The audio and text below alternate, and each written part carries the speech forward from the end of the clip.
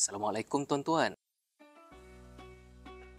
Buat apa tu? Jom sama-sama dengan saya kita baca Al-Quran. A'udzubillahi minasyaitonirrajim. Ya ayyuhalladzina amanu la yaskhar qaumun min qaum.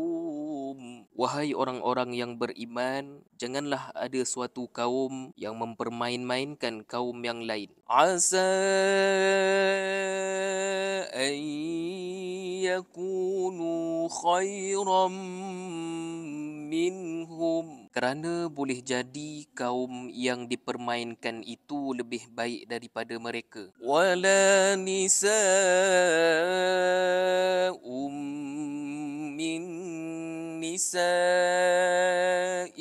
asa an yakunna khairan minhun.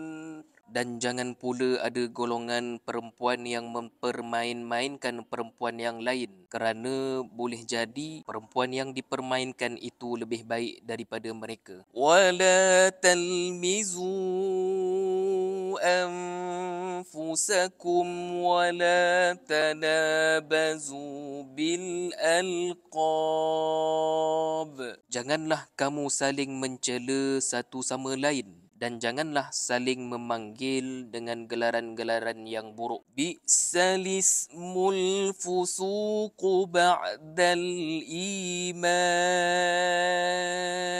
Seburuk-buruk panggilan adalah panggilan yang buruk, yakni jadi fasik setelah beriman. Wa man lam yatub fa ulaika